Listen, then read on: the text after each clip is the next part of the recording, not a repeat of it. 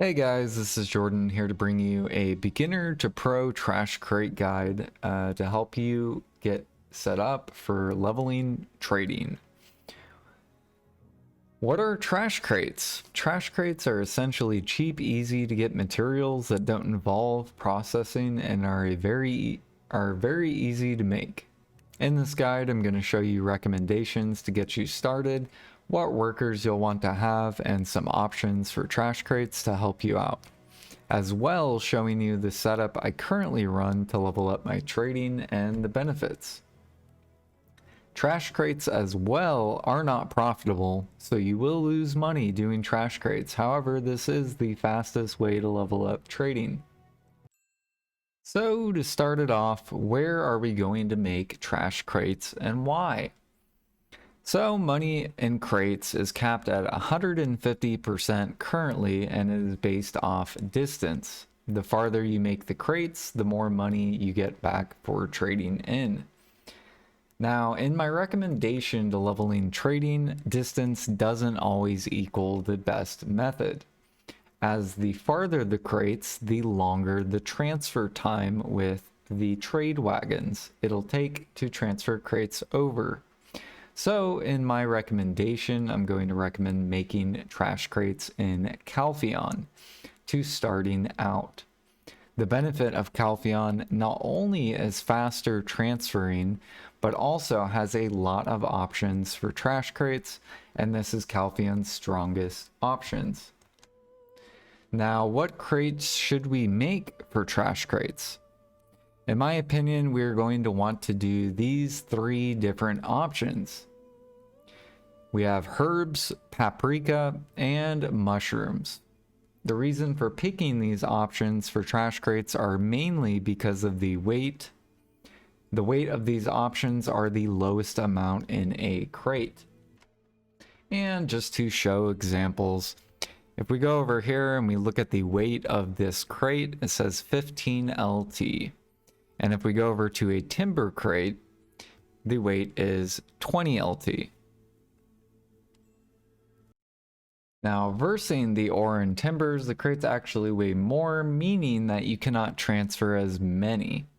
Not only do these three options have the lowest weight, but they also can be bought from a vendor in Calpheon. So right next to the storage, if we come over here to our left room, we have the mushroom vendor, where we can buy fortune teller and emperor mushrooms. Now these are going to be the two recommendations for mushrooms to buy if you're wanting to make these mushroom crates.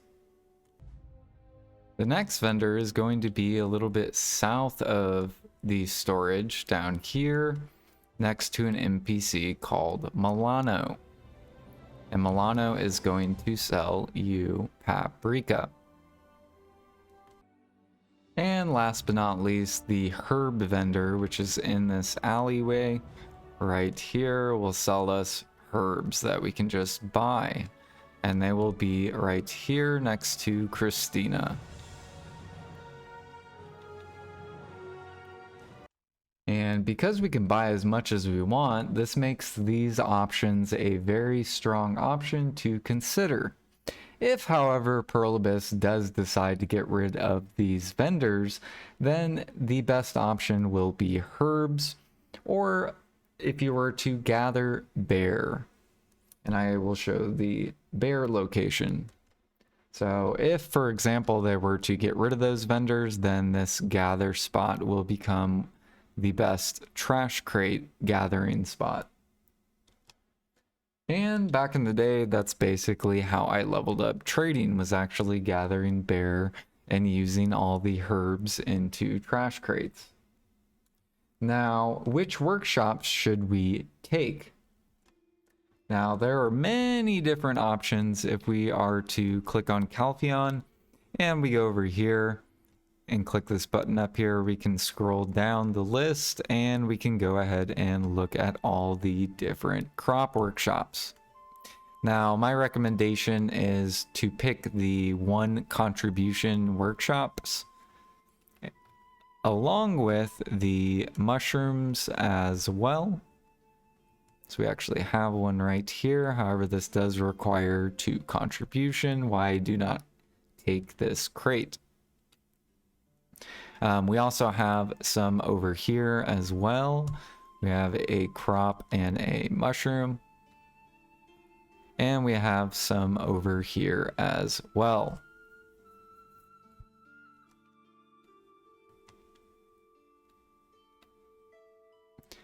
And basically you can send all the Calpheon workers to all these different workshops in the area.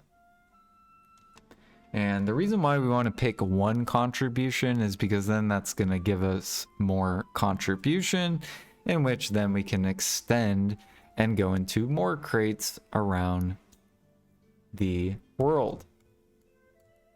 Now I also run some trash crates over in Portiferia. I have an additional one in Trent. An additional one in Velia.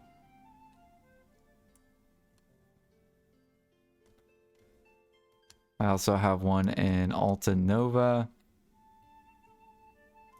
Sandgrain Bazaar.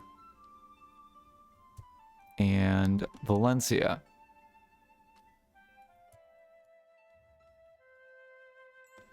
So the more contribution points that you get, the more trash crates you can run. Now, one thing I will recommend, however, is not to run too many crates that you cannot handle. Now, we did get a recent patch where they increased the trade wagons from 1 to 5, and this is a huge upgrade.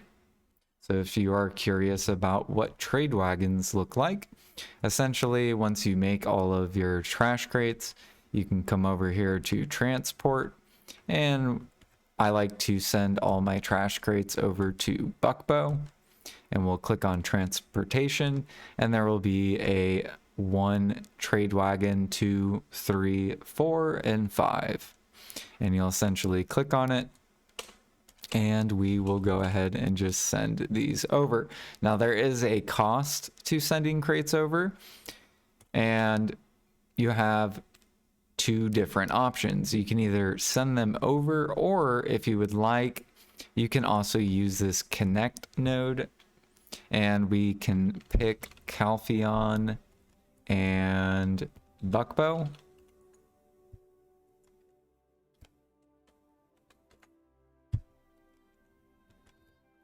If this will work. Is it Buck? I was misspelling it. Okay, there we go. And it'll show you the preview of how much contribution it will cost me in order to connect it over to Buckbow and kind of show the path that it will take. Now, if you do decide to connect, it will not cost as much. However, if you think that you can make more money than the money that you save by investing the CP elsewhere, then that's your option.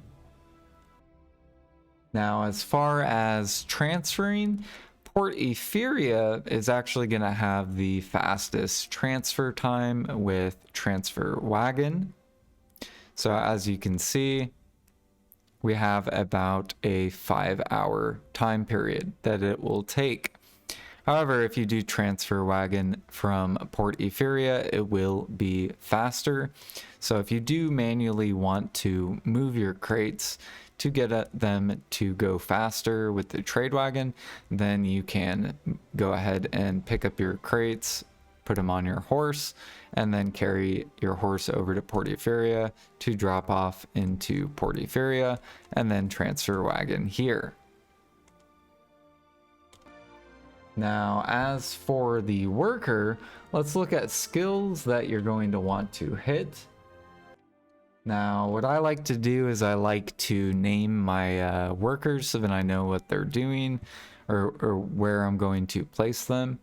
And if we go over here and look at this worker as an example, our main goal with these crates are to hit 150 work speed on a goblin. So you are going to want to use goblins for these trash crates, and you're going to want a work speed of at least 150. Now, keep in mind that the sheet work speed does not include the skill work speed. Okay, so this goblin has 159. However, he also has adept worker plus 2 work speed. So this worker actually has 161 work speed. So that is your main goal, is to hit at least 150, as well as getting the +3 crate. So this worker again has herb packing, extra work +3. And you're going to be looking for mushroom, herb, and produce. Also, I recommend rolling once you hit 150 work speed to also roll for thrifty A, B, and C. And the rest you can roll into movement speed. So, for example, with this worker, he has thrifty B, thrifty C, but he doesn't have thrifty A. So what I would do is I would roll off the wings C, as that is the lowest movement speed, and I would try to roll thrifty A. And basically, to roll the worker, you will click on this skill right here, and then we're just going to go ahead and pick this, and we are trying to roll for a thrifty A. And if we end up not getting it, that is okay, because as he makes crates, he will gain XP, and then we can just keep rolling until we get the skill.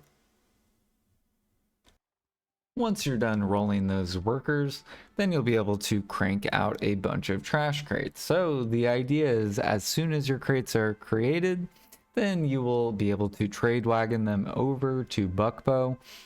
Whenever you decide you want to turn in the crates, we will then connect the nodes together to make sure that we get back some of the silver we invested.